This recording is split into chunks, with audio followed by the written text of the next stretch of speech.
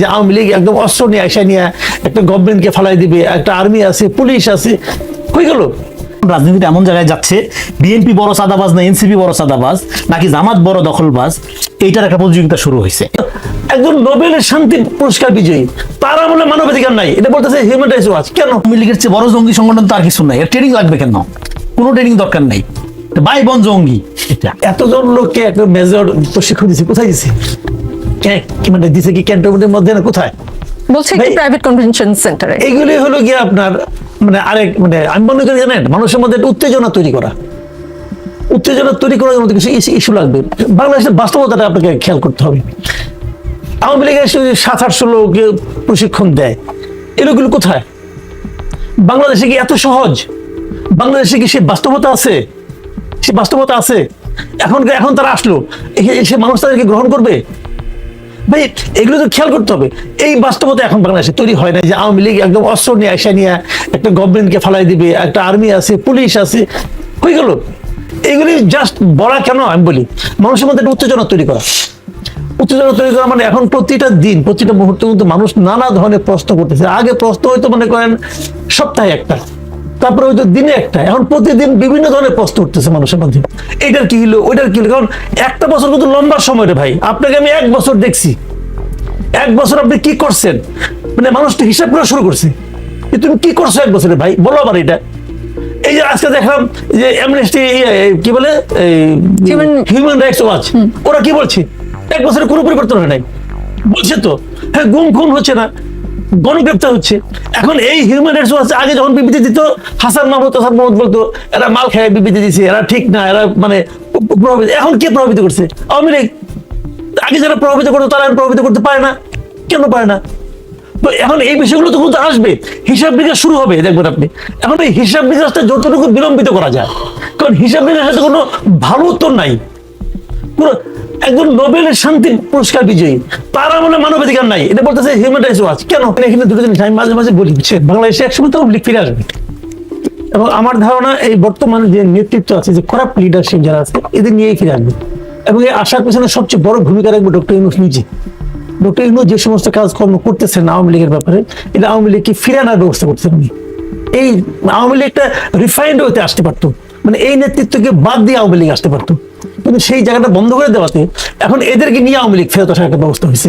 দেখেন শেখ হাসিনা, ওনার যে পুরা মন্ত্রী পরিষদ, ওনার যে সেন্ট্রাল কমিটি আওয়ামী লীগের, এই প্রত্যেকটা লোক এই দেশটাকে ধ্বংস করছে। আমি এই প্রত্যেকটা লোকের মধ্যে একজন লোককে আমি কিন্তু মানে বেনিফিট অফ ডাউট দেবো না। এই প্রত্যেকটা লোককে যদি আপনি মানে বাদ দিতে পারতেন, যে এই প্রত্যেক বাদ দেওয়া দরকার নাই, তোর এবার আওয়ামী লীগ কর, কিন্তু জেলে যাগে। তুই যে অপকর্মগুলি করছো তার জন্য তোমার শাস্তি হবে। কিন্তু এই জিনিসটা যদি কনফার্ম করা যেত, তাহলে এরা কি করবে? আওয়ামী লীগ করে এদের কেউ নিত না, এই সমস্ত পচা মালকে কেউ নিত না ভাই। আওয়ামী লীগের লোক কিন্তু তাদেরকে নিত না। আওয়ামী লীগ যে কথা বললো রানি, যে এই দেশে আওয়ামী লীগ অনেক লোক করে, মানে কোটি রূপের লোক আওয়ামী লীগ করে দেশে। সেই লোককে যারা আওয়ামী লীগকে হয় আওয়ামী লীগের সমর্থক কর্মী অথবা আওয়ামী লীগকে ভোট দেন, সেই লোকগুলির কাছে কিন্তু এই যে সামনে তার যে নেতৃত্ব, যারা নাকি নেতৃত্ব দখল করেছিল, তাদের প্রতি কিন্তু তাদের ঘৃণা আছে। এই ঘৃণাটাকে প্রকাশ করার সুযোগই দেওয়া হয় নাই। তারা কি করছে কি, এই আওয়ামী লীগের একদম ইউনিয়ন পর্যায়ে ইউনিয়ন কমিটির হচ্ছে সমাজ কল্যাণ সম্পাদক, তারা নিয়ে জেলে ঢুকানোর জন্য তার এই 200-300 মামলার মধ্যে ঢুকাই দেওয়া হয়েছে। এতে কি হয়েছে? সে তো নিজের নিরাপদ বোধ করতেছে না। সে মনে করতেছে যে শেখ হাসিনার যে দোষ আমারও সেই দোষ, তাহলে আমি তাকে নিয়ে চলি। এখন তো তাকে নিয়ে ফাইট করতেছে। এখন এতগুলি লোক যারা ফাইট একসঙ্গে করে, এর ফলে একদিন আসবে এবং সেটা খারাপ ভাবে আসবে। এটা আমরা চাই নাই। আমরা চেয়েছিলাম, আমি বললাম যে একটা বিরাট সুযোগ ছিল, যে কথাটা ও বলতেছে যে আপনার একটা রিকনসিলিয়েশনের একটা সুযোগ ছিল, কিন্তু সেই সুযোগটা আমরা হাতে ধরে নষ্ট করছি। আপনি একটা দেশকে মানে একটা জাতিকে বিভক্ত করে আপনি অগ্রসর করতে পারবেন না। এখন জাতিকে বোঝাতে হবে যে তুমি যে কাজটা করতেছো এই কাজটা খারাপ, তুমি খারাপ না, কাজটা খারাপ। সেই কাজটাকে তারা বাইকে আনতে হবে। আপনি তারই নিয়ে ঢুকাচ্ছেন জেলের মধ্যে, তো সে কি বলবে আমি খারাপ? সে তো স্বীকার করবে না। যে কারণে তারা কিন্তু আপনি ঠেলতে ঠেলতে একদম দেয়ালের পিছনে আটকে দিচ্ছেন। সে কি করবে এখন? সে তখন তার ওই নেতাকে নিয়ে আসার চেষ্টা করবে। তো এই জায়গাগুলোতে ভুল হয়েছে। আর যে জিনিসটা বলেন আপনি ওই যে মানবাধিকারের ব্যাপারে, দেখেন এই যে মামলাগুলো, যে গয়ের হওয়া মামলা হয়েছে, ওখানে একজন লোকের মামলার কথা উল্লেখ করা হয়েছে, আতিকের কথা, উত্তরের মেয়র। তার বিরুদ্ধে যতগুলো মামলা হয়েছে 36টা মামলা দেখা গেছে সে দেশেই ছিল না। তো এইগুলি যখন করা হয়, এগুলি করতে দিলেন কেন আপনি? আসিফ নজরুল একটা দায় সারা গোছের বক্তব্য দিয়েছে যে লোকে যদি বিক্ষুব্ধ লোকে যদি মামলা করে আমি কেমনে ফিরাবো। আপনি ফিরাবেন না, আপনি অ্যাকশন নেবেন না। আপনি একটা ঘটনা বলে আপনি যেটা এখান পান না, ওনার বিরুদ্ধে একটা মামলা হলো, হওয়ার পর উনি কি করলেন, উনি প্রতিবাদ করলেন, উনি একটু ভোকাল লোক, ওনার সঙ্গে আরো দুইজন লোক প্রতিবাদ করলেন। ওই বাদী কি বললো, আমি যেটা এখান পান নাকি চিনি না তো। ওরা আমাকে বলছে নাম লিখতে, আমি নাম লিখছি, ওরা কারা, সে তো তাও চেনে না কারা, বলে কি যে বিএনপি এবং জামাতের আইনজীবীরা বলছে আমাকে। ওকে ফাইন, তারপর সে কি করলো, একটা আবেদন করে যেটা এখানে নামটা প্রত্যাহার করলো, যাকে সে চেনে না তার নাম সে প্রত্যাহার করলো। এখানে দোষীটাকে, দায়ীটাকে, সরকারের কাকে ধরা উচিত ছিল? ওই যে দুই আইনজীবী যারা তাকে যে মামলাটা করাইছে, এই বাদী তো কোনো খবর রাখে না ভাই।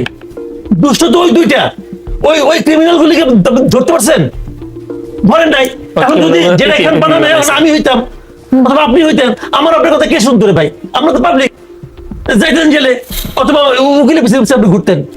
তো এই জায়গাগুলি ভাই সরকারের দায়িত্ব।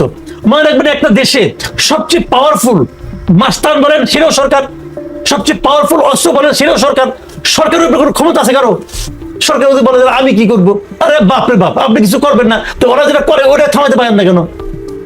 এগুলো ঠিক না। এটা এটা শোনার জন্য আমি প্রস্তুত ছিলাম? আমি ছিলাম না প্রস্তুত এর জন্য, শুধু তো হচ্ছে। তো এখন এই বিষয়গুলো কিন্তু আসতে থাকবে একটা পর একটা, এরপরে আসবে আইন শৃঙ্খলা নিয়ে, এরপরে আসবে মব নিয়ে, আসবে তো একটা পর একটা আসবে। তখন এগুলিকে যত বিলম্বিত করা যায়, একটা পর একটা কল্পিত, আমি মনে করি এগুলি সমস্ত কিছু জাস্ট ছায়ার সঙ্গে যুদ্ধ করা ছাড়া আর কিছুই না। তার মানে কি সরকার জনগণকে ছায়ার সাথে যুদ্ধ করার জন্য ডিজাইন করছে যেন তাকে প্রশ্নের উত্তর না দিতে হয়, তাকে হিসাব না দিতে হয়? এটা শুনেন, এটা হলো কি যতটা বিলম্বিত করা যায়। আমি সরকার বলছি না, কারণ এখন যদি বলেন না প্রেস সেক্রেটারি উনি সরকার, তাহলে হ্যাঁ। উপদেষ্টা আসিফ মাহমুদের বিরুদ্ধে সম্প্রতি বেশ কিছু অভিযোগ উঠেছে, আমার ধারণা আপনিও শুনেছেন, জানিয়ে গণমাধ্যমে খবর প্রকাশিত হয়েছে। এলাকায় তার অনুসারী তৈরি হয়েছে এবং তার একটি রাজনৈতিক দলের সাথে সংঘাতেও জড়াচ্ছে। একজন উপদেষ্টার অনুসারী কিভাবে তৈরি হয় সেটা একটু বুঝতে চাই। তিনি কি নির্বাচন করবেন সেই ইঙ্গিত আসলো কিনা এই ঘটনার মধ্য দিয়ে? ওনার তো আসলে নির্বাচন করতে চাওয়া উচিত না, কারণ উনি তো একটা সরকারের মধ্যে আছেন। এখন উনি যদি বলে করেন যে আমি শেষ মুহূর্তে মনোনয়নপত্র দেখালে আগের দিন রিজাইন করলাম, ইলেকশন করলাম, এই কাজটা খুবই অনৈতিক হবে এবং পুরো সরকারকে একটা পক্ষপাত দুষ্ট সরকার হিসেবে প্রমাণ হতে পারে এই ঘটনার কারণে। নির্বাচন উনি কেন করবেন? করা উচিত না।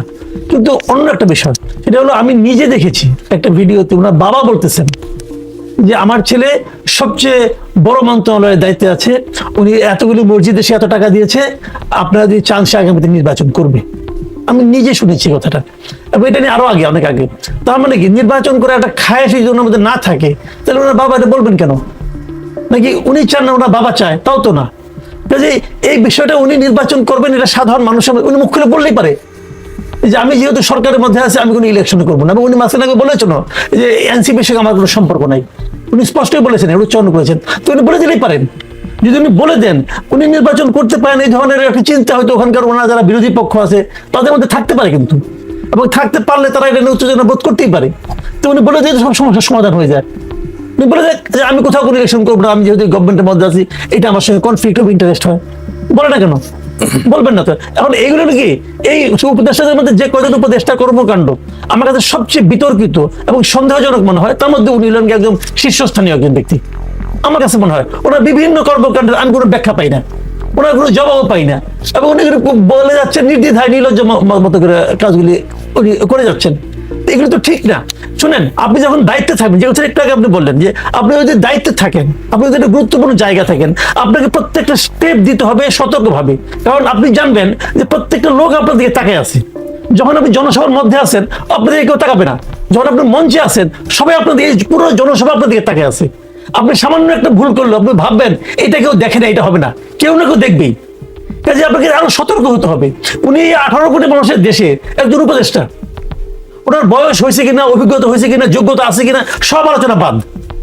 আলোচনা হলো উনি তো বসে আছেন ওই চেয়ারে, তো ওরা কিন্তু প্রত্যেকটা কাজে কেয়ারফুল হতে হবে। উনি হন নাই, এবং উনি মনে করেন এখন ওই আগের মতোই বোধ আছেন। ভাই সেটা তো হলো না। আগের মতো আছে, আগের মতো একসময় হয়েও যাবেন, কোনো সমস্যা নাই, কিন্তু সতর্ক থাকতে হবে যতদিন আপনি এখানে আছেন। কিন্তু এই সমস্ত এই দেখেন এত এলাকায় এত উপদেষ্টা আছে, এত কিছু আছে, ওনার এলাকায় ঝামেলা হচ্ছে কেন? আর কোথাও বিএনপি ক্যান্ডিডেট নাই?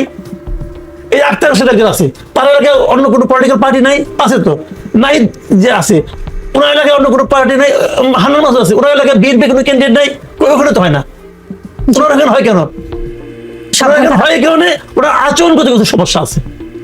রেজাউল করিম রনি, দুর্নীতি দমন কমিশনের চেয়ারম্যান ডক্টর মোহাম্মদ আব্দুল মোমেন আজ বরিশালে বলেছেন, স্বাধীনতা পরবর্তী 16 ডিসেম্বর নতুন এক বাহিনীর আবির্ভাব ঘটলো, যেটাকে আমরা বলতাম 16 ডিভিশন। এবার আপনাদের সামনে নতুন সংকট দেখা দিয়েছে, ভুয়া সমন্বয়ক 5th আগস্ট ডিভিশন, তাও সামাল দিতে হচ্ছে। ভুয়া সমন্বয়ক 5th আগস্ট ডিভিশন, বছর না ঘুরতে বিপ্লবী থেকে চাঁদাবাজ হয়ে যাওয়াটা কি কম সময়, নাকি এই সময়ের ব্যবধানেই এরকম হয়? যে দেখেন, চাঁদাবাজি সমস্যাটা এটা বিএনপি, এনসিপি, জামাত এগুলোর পার্টিকুলার কোনো সমস্যা নাই। এদের চাঁদাবাজ বিএনপিতেও আছে, জামাতেও আছে, এনসিপিতেও আছে, বা ধরেন সমন্বয়ের নামেও আছে। ফলে চাঁদাবাজের সমস্যাটা হলো আমাদের কাঠামোগত সমস্যা। আপনি যদি এরকম ফুটপাত রেখে দেন, আপনি যদি এরকম ময়লার ব্যবস্থাপনা রেখে দেন, আপনি যদি এরকম জুট ট্যানারি রেখে দেন, চাঁদাবাজি হবেই। ফলে 1 বছর যে কথাটা আপনি বললেন, 1 বছরের প্রথম কাজ ছিল এই চাঁদাবাজির স্কোপ দূর করা। স্কোপ দূর না করে আপনি এখন রাজনীতিতে এমন জায়গায় যাচ্ছে, বিএনপি বড় চাঁদাবাজ না এনসিপি বড় চাঁদাবাজ নাকি জামাত বড় দখলবাজ, এইটার একটা প্রতিযোগিতা শুরু হয়েছে। এই প্রতিযোগিতার ফলে যেটা হচ্ছে, আমরা 5 তারিখের পরে যে রাজনীতিটা দেখতে চাচ্ছিলাম সেই রাজনীতি আমরা দেখতে পাচ্ছি না। আর দুর্নীতি দমন কমিশনের প্রধান যিনি বলেছেন, দেখেন এই কমিশনের যে কাজকর্ম করার কথা ছিল, এটা সরকারের অন্যান্য জায়গায় যে ধরনের আমাদের মানে জন আকাঙ্ক্ষা যে লেভেলে ছিল, তার চেয়ে বেশি অ্যাক্টিভ থাকার কথা ছিল এই কমিশনটাকে, এই পার্টিকুলারলি দুর্নীতি দমন কমিশনকে। সেটা কিন্তু এই লেভেলে অ্যাক্টিভ দেখা যাচ্ছে না। ফলে উনি এই কথা কোন জায়গা থেকে বলেন আমি জানি না। আরেকটা হলো সমন্বয়ক নামে চাঁদাবাজির পরিমাণটা আপনি যদি দেখেন, সেটা কিন্তু নতুন কোনো ফেনোমেনা না। এবং উনি 71-এর কথা যেটা বলছে, হ্যাঁ ডেফিনেটলি 5 তারিখের পরে শুধু কি সমন্বয়ক পরিচয় বাড়ছে? 5 তারিখের পরে আপনার ধরেন এখানে এই সমস্যাটা গোড়ায় আপনার আলোচনা করতে হবে। সেটা হলো সমাজের একটা লিকুইড ক্যারেক্টার আছে, প্রচুর লোক আপনি পাবেন যখন যেই পাত্রে ঢালবেন আকার ধারণ করে। আওয়ামী লীগের সময় আওয়ামী লীগ, আন্দোলনের সময় আপনারা ধরেন যে বিপ্লবী, আন্দোলনের পরে বিশাল সমন্বয়ক, তারপরে এবার ক্ষমতার প্রয়োজনে এসে বিএনপি জামাত ক্লেম করতেছে। এমন ভাবে আপনার সেই বিএনপি জামাতের সমর্থন হবে বা কথা বলবে, আপনার রিয়েল বিএনপি জামাতের সমর্থক লজ্জা পেয়ে যাবে, এত রেডিক্যালি জামাত হয়ে যাবে, এত রেডিক্যালি বিএনপি হয়ে যাবে। তো আপনার এই যে লিকুইড চরিত্রের লোক, এটা দিয়ে তো আপনি একটা জাতি গঠন করতে পারবেন না। এটা হলো বাংলাদেশের জেনারেল দেখেন আওয়ামী লীগ সবচেয়ে ক্ষতিটা কি করছে, আওয়ামী লীগের আমলে সবাই আওয়ামী লীগ ছিল, এখন কেউ আওয়ামী লীগ না, এটা তো হইতে পারে না। ফলে এই যে মানুষের পজিশন, পলিটিক্যাল পজিশন নষ্ট করে ফেললা, এবং আপনি এটা আত্মসত্তার অবমাননা হয়। আপনি মানে above all do not lie two yourself, আপনি যখন নিজের সাথে মিথ্যা বলেন, সে মানুষের আর কোনো সম্ভাবনা থাকে না। ফলে আমাদের এই এত কেওয়াজ কেন? কারণ আমার নাগরিকদের কোয়ালিটি খুবই নিম্নমানের নাগরিক শ্রেণী। এটা দিয়ে তো আপনি উন্নত গণতান্ত্রিক দেশ জাতি তৈরি করতে পারবেন না। ফলে এখন এটার জন্য আপনার যাইতে হবে কি, একটা কাউন্টার কালচার তৈরি করতে হবে। এখন আপনি একজন সমন্বয়ক নামে চাঁদা করতে যাচ্ছে, এইগুলো তো অভ্যুত্থান করছে দেশটা লুইটা বুইটা খাওয়ার জন্য। আরে ভাই, এটা অপরাধ করে ফেলছে। আপনার এখানে আওয়ামী লীগের চেয়ে বড় জঙ্গি সংগঠন তো আর কিছু নাই। এর ট্রেনিং লাগবে কেন? কোনো ট্রেনিং দরকার নাই। ভাই বোন জঙ্গি, এটা তো আইডিয়ার দিক থেকে এটা 2 আমল, বাপ বেটি 2 আমল মিলেই তো এটা ফেসি। ট্রেনিং এর দরকার কি? এটা ট্রেনিং নিয়ে আলাপচারিত দরকার নেই। আওয়ামী লীগ কি করছিল? আপনার আওয়ামী লীগ জীবনকে কঠিন করে তুলছিল আর মৃত্যুকে সহজ করে তুলছিল। এইরকম একটা ফোর্সকে আপনি তাড়াইছেন। তাড়ানোর পরে আপনার যে ইমপ্যাথি, যে সিম্প্যাথি, মানুষের সাথে যে ভ্রাতৃত্ববোধ, মানুষের প্রতি যে দরদ মমতা নিয়ে দেশকে আগায় নেওয়ার কথা, সেখানে আপনারা কি প্রতিযোগিতায় নামছেন, কে কত খারাপ হইতে পারে সেটা দেখানোটাই মনে হয় একটা ক্রেডিটের ব্যাপার। ডিস্ট্রাকটিভ আপনার এই ধরনের প্রতিযোগিতা আপনার শত্রুকে শুধু শক্তিশালী করবে, সেটা দেশে এবং বিদেশে। ফলে 5 তারিখের পরে রাজনীতিটা হবে 100% বিরোধিতার জায়গায় গিয়ে রাজনীতি করার দরকার নেই। কারণ আপনারা যদি সবাই মনে করেন, সবগুলো দলকে বলছি যে আপনারা বাংলাদেশপন্থী রাজনীতি করবেন, আপনারা আগে জনগণের কাছে যান, নাগরিকদের কাছে যান, গিয়ে অফার করেন যে ভাই তোমার জন্য হলো আমার এই অফার, আমাকে সাথে রাখো। কিন্তু আপনি যদি মনে করেন যে না, নাগরিককে ছলে বলে কৌশলে আপনি ম্যানুভারিং করে নিজের দলটাকে ক্ষমতায় নেবেন, এই দিন শেষ হয়ে গেছে।